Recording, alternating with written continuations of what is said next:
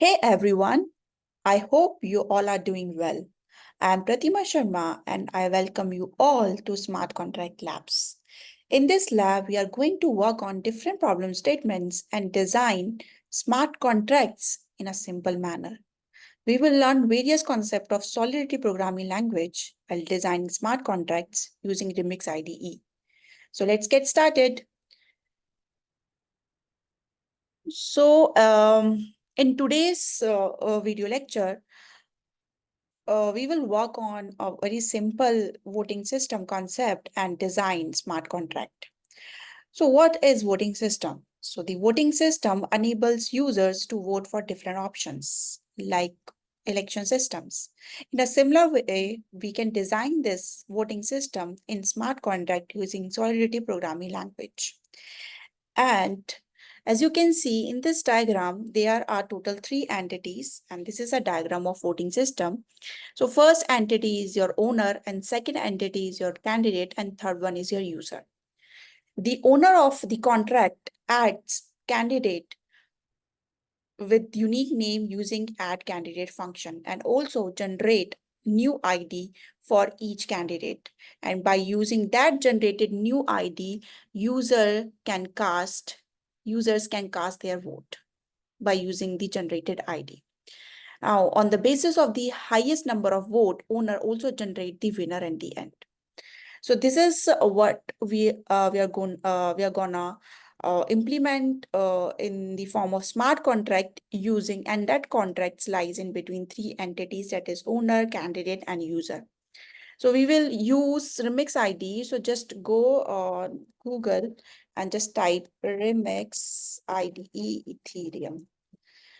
And you can just click on the very first link that does this, and here it is. So this is a dashboard of Remix IDE.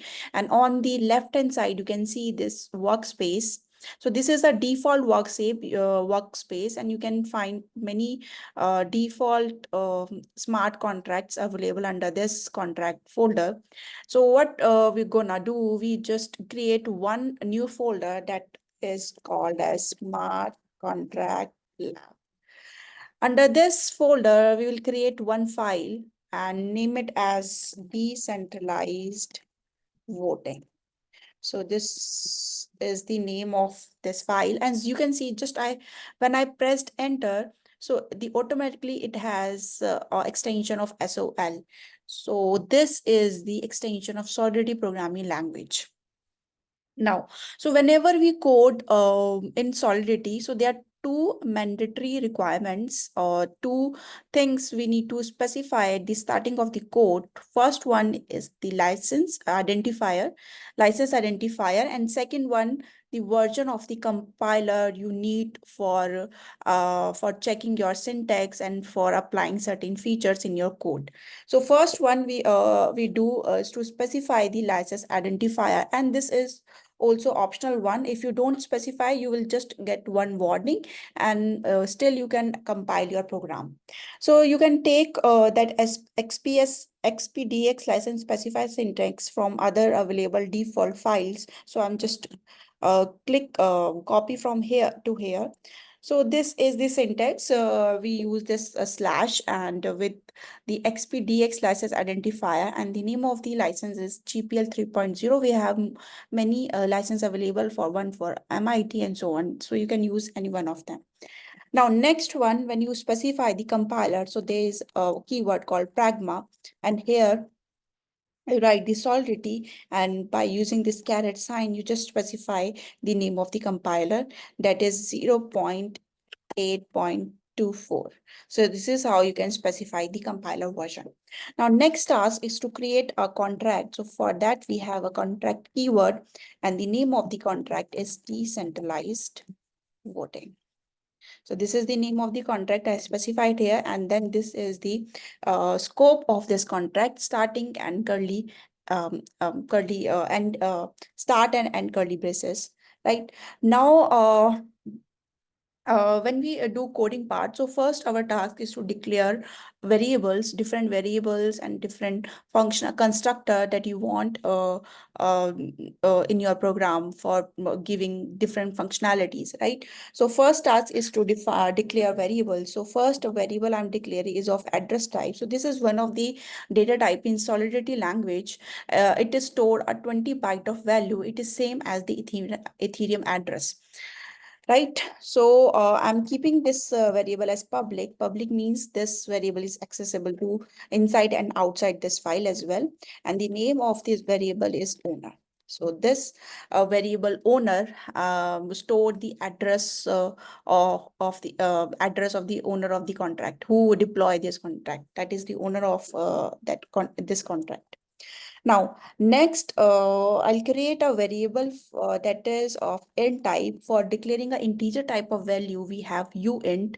Uint means for unsigned integer. You can store the unsigned integer, and it's of 256 bits. So there are two methods. Either you can write 256 like this, or you can write like this as well, right? So I'm keeping this way, and then again I'm using the public access specifier, and then proposal count. So here, this variable stored the number of candidates you have in this number of candidates you have in this voting system, so that the different users can cast their votes for different candidates, right? Now, next, for storing the candidates details, I'm taking one data type as structure and just naming it as candidate, because as you can see in this diagram, candidates having two attributes. One is name and another one is vote count. So we store this complete in the form of structure. Structure is a special data type that store the different member variables under one name, right? Different data types under one name, you can say. So first is gonna be a name, and second one is vote count. So the name, it's of which type, the string type, because store the number of characters under. So this is called a string. So string name, and second one is your uint, again uint type, unsigned integer, and is this is vote. So these are two information we need for each candidate. First one is name, then vote count, right? Next, what else we need? So whenever user cast his or her vote, so we have to keep that thing in mind that yes, you have not already casted your vote, right? So for that you have to apply certain checking, and also who can generate the winner? Only the owner can generate the winner. To apply certain, so these are the certain constraints or condition that we need to check before executing any function. So these constraints and thing we can use, or we can specify using the modifiers. So here it's a modifier, right? So modifier help us to impose certain condition with the function before it will execute. So here I'm specifying a modifier as only owner, that only owner can execute this. So this is the condition I want to apply here. So here we have a statement called required statement, in which you need to give that condition. So here the condition is only the owner can execute a particular function, that is the generate winner function. Only owner can execute, or add candidate function. So so in both the function we need only owner authority. For that we have to give some condition here. So here the condition is we have a global variable that store the address of the user who is executing the smart contract. So if who is executing the smart contract address is equal to the address of the owner, that means this is the required condition. If this condition is not true, then you have to print like that, only owner, like this, only the owner can execute this function, like this. So this is how you can specify the condition under required statement. right? Now, we always end the modifier along with the underscore symbol and semicolon. What does it mean? It means that here it should be equal to, right? Because this red line means that there is some error in it, and you can just hover your cursor on it and you can find only this expression has to be L value, right? Because this is assignment operator, but I need to check it whether it is equal or not, equal to, right? So we always and the modifier with the underscore sign. That means the rest of the function, for the function, though you are applying this only owner modifier, that statements are replaced by this underscore sign. This is how it works actually. Now, next one, now you have users, right? You have to keep track of the user, that which user has already voted and which user hasn't, right? For that, we need to store certain true and false value. So for that, we have a mapping. So what this mapping do, it stores the value in the form of key and value pair, right? So here key is your address, the address of the user who is going to cast a vote, and next word is the bool. Bool is for storing the boolean value, that means true or false, right? And the name of this mapping is has vote, who has voted or not.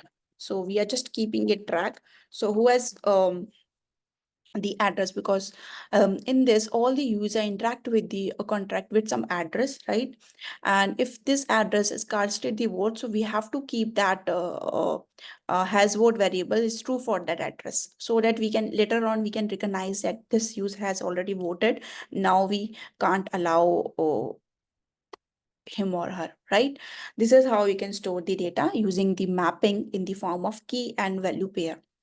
Right. Next is next mapping we need for storing the candidate related information, and the candidate information um, is we can store in the form of ID, because owner generates candidate and generates candidate ID, and we store for each ID we can store the candidate information, like we defined already defined in the structure, name and vote count, right? So for that I also need mapping. So your ID, the ID of the candidate should be of integer type. So uint, and here the candidate, the name of the structure, right? So with each for each ID, we are storing name, vote count for that candidate. For second ID, we are storing name and vote count like this. And name of the mapping is proposal. Proposal. Oops. Proposal. Okay. Proposal like this, right? So till now we have declared state variables. So you can say these are two state variables, owner and proposal count, right? And we have also defined the candidate having two attributes, name and count, right? And we have defined one constraint or condition that is for only owner, and we can use this constraint with two function, one for the add candidate, because only owner can add this candidate, and one for the generate winner function, because these are the two functions only executed by the owner, not by the user, right? And we have a third function called vote, who will the user will execute that function for casting the vote, right? Now next one, because you already have these variable owner and proposal count, so we need a special function so that we can initialize the variables with some initial values. For that we have a special function called as constructor. So this is how you can declare your constructor.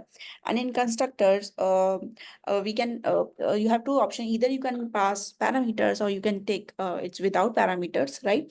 So I am taking here without parameter, and it is constructor, especially the special function that help us to initialize the state variables with some initial values. So here we have a first state variable as owner, right? So this is your first variable, and I'm just initializing it with the sender, or who is executing the contract, the address of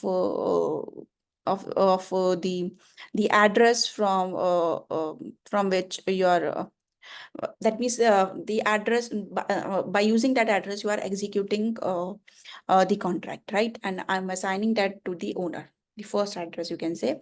Now second is your proposal count, right? So this is your proposal count that should be 0 at the starting, right? As it is showing some red line, so it's proposal count and it is 0. Let me check.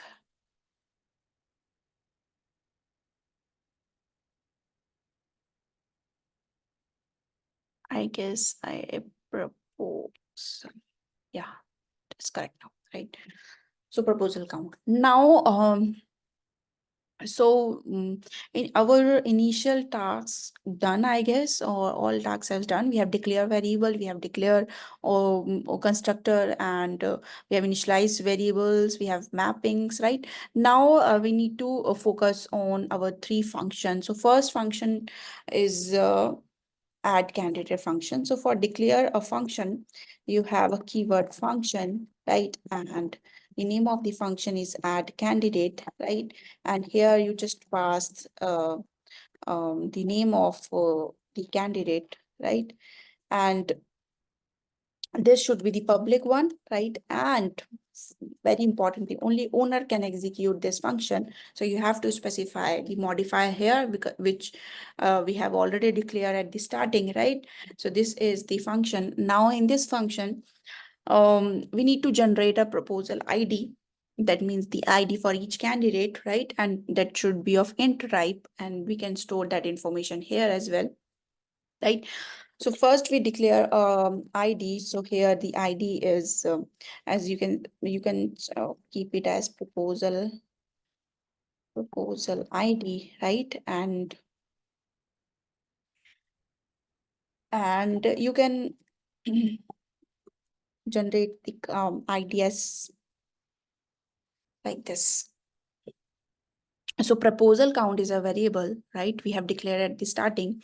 So the initial value variable proposal count value is 0. We are just generating the ID as a proposal count. So the first ID of the candidate is 0, and second one, the ID of the second candidate will be 1 and 2, like that, right? Next. Now for adding candidate, we need to add this information in this mapping, right? The name of the mapping, how we can add. So in this mapping, you can see how many, the name of the mapping is proposal, right? And the first, so this is how you can access the mapping. So the name of the mapping is proposal, and you will use this square brackets to define the first key value. This is the key value, and here the key value is proposal ID, right? Proposal ID, right? Next, and now you use this and just specify the candidate details. So we have 2 candidate details. So whenever you are adding the candidate, you are passing it as a parameter. So this is the first detail we are taking as a parameter, and second is always 0. So whenever you are adding the candidate, the starting count or vote count is 0, right? So you can just pass this as parameter name and 0. So this is how you are storing the data by using this key value pair, that is your mapping, right? So this is what it is done, I guess. So we have generated the proposal ID with the help of proposal count variable in this line. And second is we have stored the information of the candidate, one by using this parameter, and second is the vote count at 0 at the starting, right? And we have used this mapping. So this is how this is done now. Now next function. So next function is your vote function. So function vote, right? So how you can vote to the candidate by using its ID. So for that, you just need to pass one variable, and that is your ID. Now, just keep it as proposal ID, right? So ID. And because there is no need to specify only owner modifier here, because anyone can cast vote. So that's why I just keep it as public and then start and close curly braces. Now here, whenever you are taking any proposal ID, so we have to check it whether that proposal ID is valid or not. So for that we required one condition or check at the starting, that is by using this required statement, that is the proposal ID you are using, that is you are passing in the form of parameter, that is proposal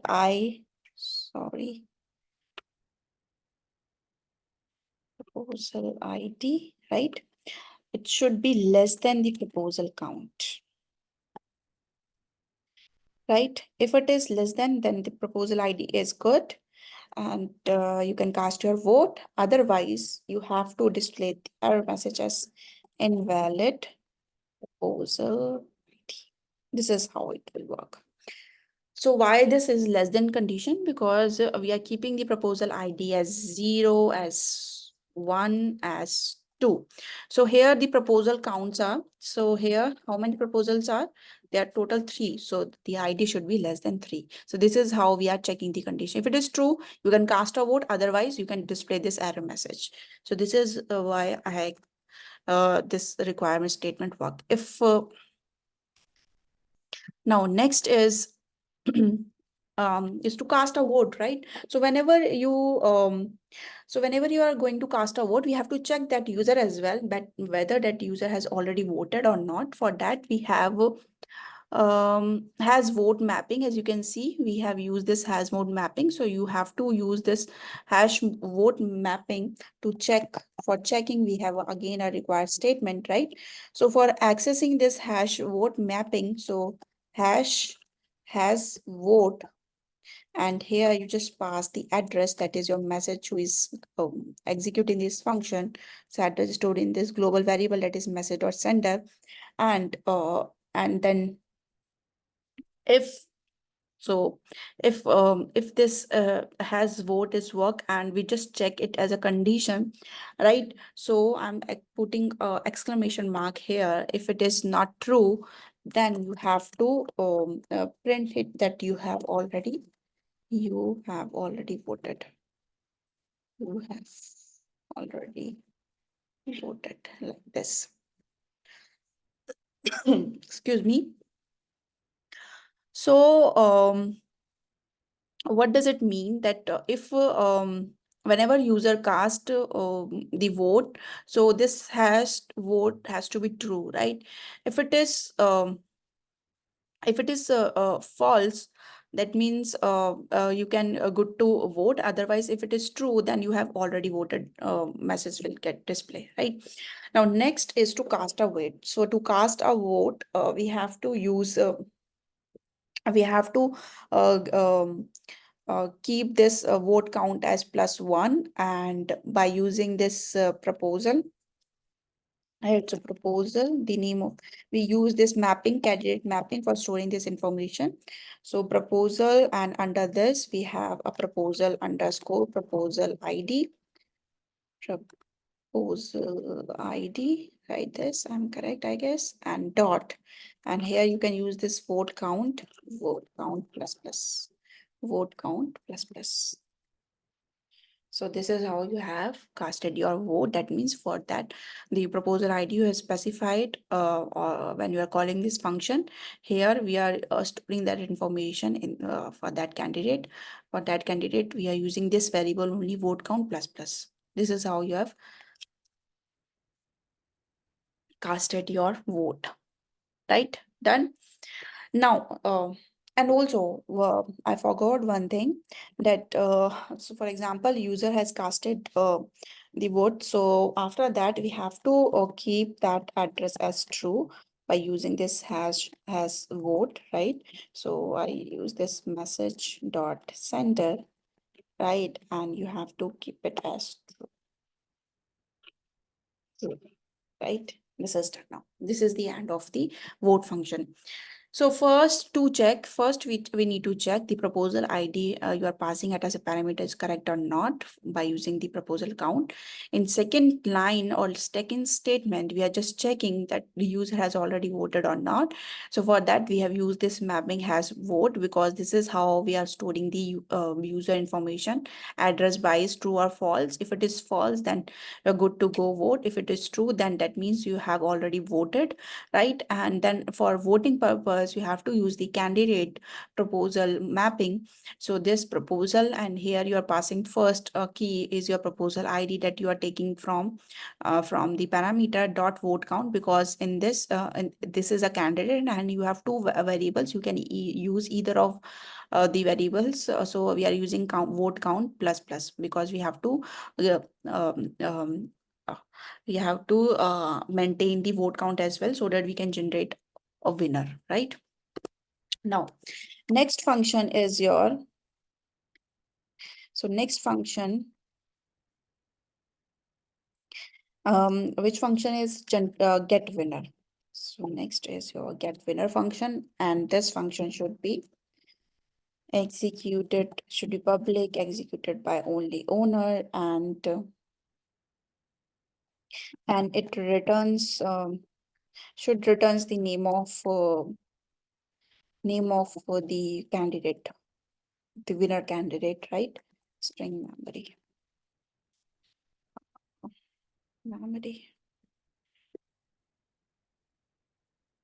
Right. So here we take two parameters. First one is winning count, right? For keeping track of, I'm just initializing it with some initial value that is 0.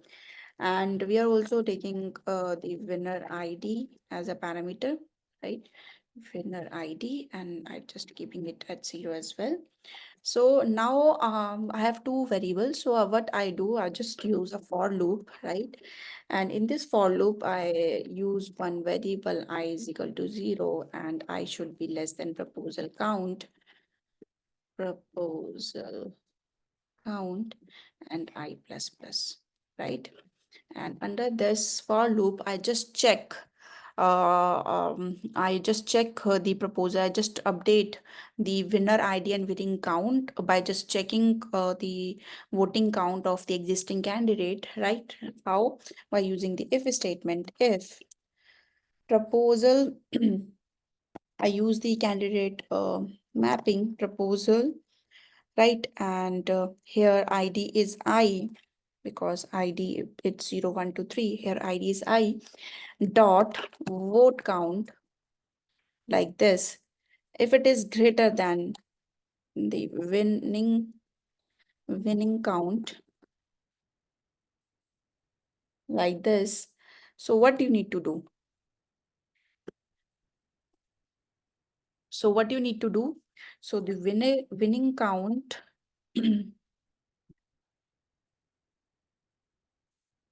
so the winning count should be update the winning count as proposal. Here the ID dot vote count, because it is greater, so you have to update this winning count variable as with the vote count of the candidate who has a greater value, right? This is how, right? And next you have to update the winner ID as well, and that is your I, right? So this is going to, sorry. So this is so what it is doing. So we are just executing one for loop starting from 0 up to the proposal count, and we have some initial temporary variables, winning count and winner ID. If the proposal count of a candidate is greater than this, we just update both and it's keep on updating until we'll got the at the end we will get the winner of this voting system, right? After this, if it is done, now I need to return candidate name, right? So for that, we have a proposal. The name of the mapping is proposal, and here I have to pass the um winner ID and here dot name it. So winner ID. Now it's showing some error. Let's see. So yes, so we have different types of function things. First one is your view and pure, because we are not um, doing anything with the state variable. So we have to keep this as view public like this. Right. So it is done, I guess. Everything is done. And everything we have written. Now just execute it. So for first of all, we need to just use the compiler, right? Just compile it and check. So these are all warnings. So you can just skip the warnings. So there is no any issue. And it's showing something with, okay. These are just warning. This is also a warning and this is also a warning. And showing this is for you and it's an unreachable code. How? Just BI plus plus.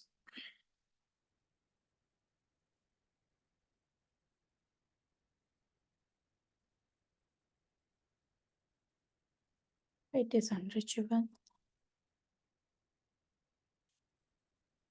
So let's execute it and let's see whether we are getting the results that we.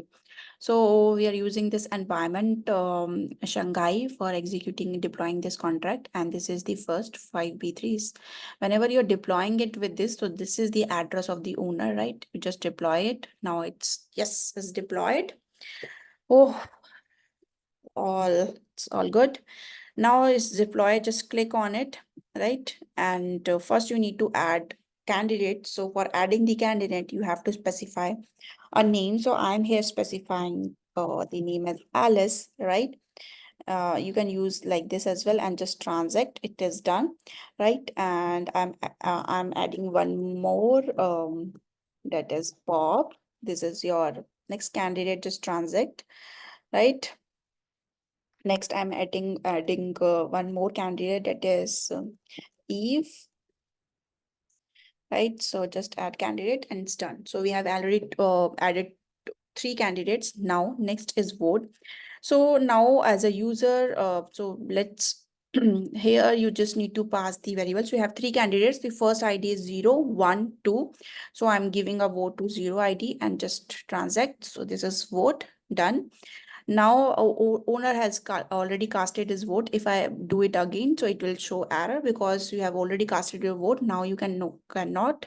So just change the address as this, and this is also give a vote to Alice, right? So Alice has 2 votes now. Now just select the another member and just give a one vote to the next candidate, and then just switches to the another address and just vote to the last one, that is Eve, right?